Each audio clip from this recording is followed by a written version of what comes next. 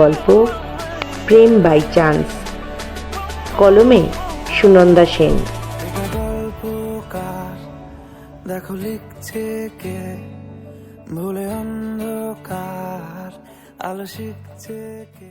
সন্ধেবেলা ওই 6টা কিংবা 6:30 হবে। সুতপা বাসের জন্য দাঁড়িয়ে।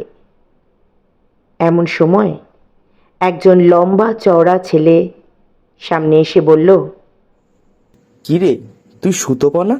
আমায় দেখে চিনতে পারলি? সুতপা একটু অপ্রস্তুতে পড়ে গিয়ে বলে ওঠে, না মানে আপনি কে বলুন তো? চেনা চেনা একটু হলেও লাগছে। স্বাভাবিক, না চেনারই কথা। সেই ক্লাস 4-এর টিংটিঙে রোগা একজন যদি এমন লম্বা চওড়া হয়ে যায়। আর তুই তো এমনিও কোনো যোগাযোগ রাখিসনি আমাদের কারোর সাথে। আমাদের কারোর সাথে মানে? একটু বলবেন কে আপনি? আমি রুদ্র। নামটা শুনে মনে পড়লো নাকি এখনো বুঝতে পারিসনি? রুদ্র মানে জুনিয়র স্কুলের টিমটিম?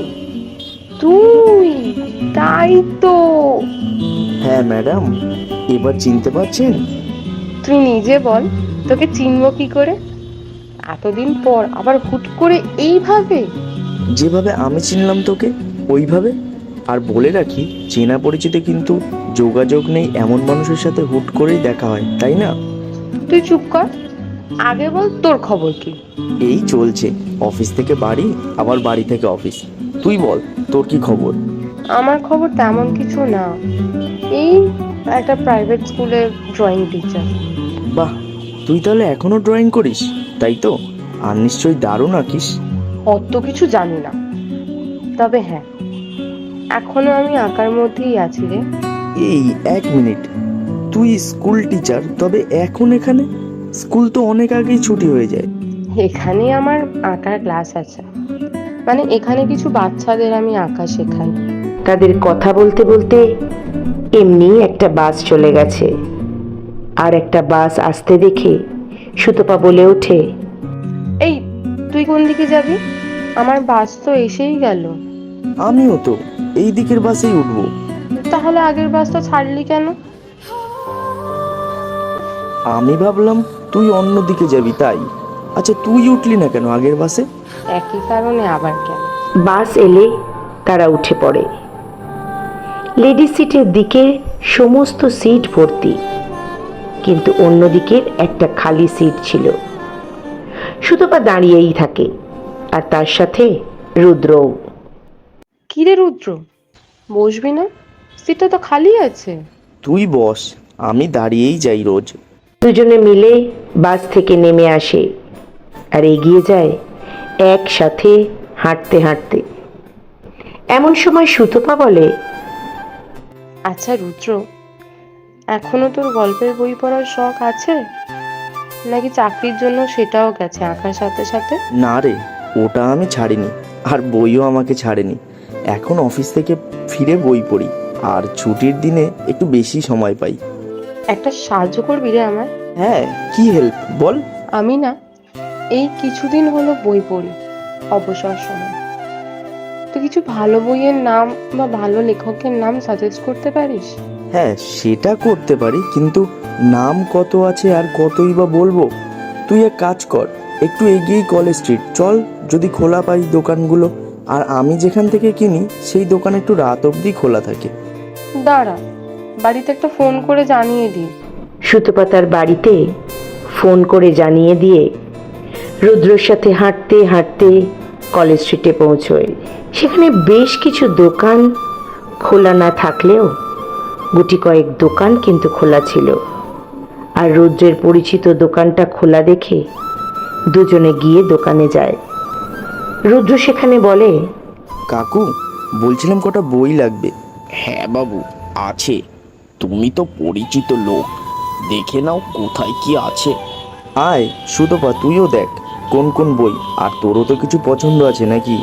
তারা দুজন কেমন যেন বইয়ের মাঝে হারিয়ে যায়।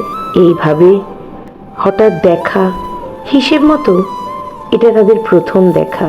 কিন্তু সুতপার মনে যেন এক অদ্ভুত অনুভূতি লক্ষ্য করে সে নিজে। তাদের বই কেনা শেষ হলে আবার হেঁটে হেঁটে বাড়ির দিকে আসে। মোড়ের মাথায় এসে রুদ্র বলে, আচ্ছা, কাল যাবি আমার সাথে? কোথায় যাব? একটু ঘুরে আসতাম, তুই যদি বলিস। সুতপা চলেই যাচ্ছিল। রুদ্র দাঁড়িয়ে আছে দেখে পিছন ফিরে সে আবার বলে, ঠিক বিকেল 4টে, এইখানে। মনে থাকবে? হ্যাঁ, একদম মনে থাকবে। বুঝি তোরই মতন কেউ মনে আঁকছে প্রেমের ঢেউ, আমি এক রাজকুমারীর স্বপ্ন দেখে যাই। পরের দিন দেখে দুজন নিজেদের মতো করে সময় কাটায়। চোখে তারা দুজন বই ভালোবাসে। আমি এক তাই রুদ্র সুতপাকে নিয়ে স্বপ্ন দেখে তাদের ক্লাবের লাইব্রেরিতে যায়। তারা দুজন বই নিয়ে ঘাটাঘাটি করে, তারপর বাইরে বেরিয়ে হাঁটতে থাকে। এই হঠাৎ দেখার মধ্যে দিয়ে তাদের মধ্যে প্রেমের সূচনা হয়।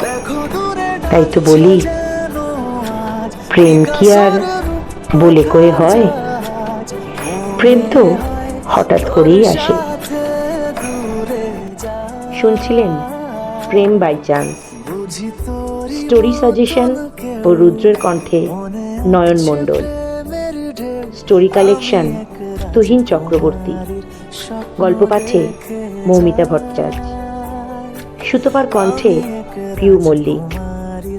Sound effects Sourav Dhara. Video editing ও পোস্টার ডিজাইনিং বিশ্বজিৎ মজুমদার। রোমান্সের মায়াময় রাজ্যের মধ্য দিয়ে ভালোবাসার বিভিন্ন যাত্রার সাক্ষী থাকতে আমাদের ভিডিওটিকে লাইক করুন এবং কমেন্ট করে আমাদের জানান আপনাদের কেমন লেগেছে।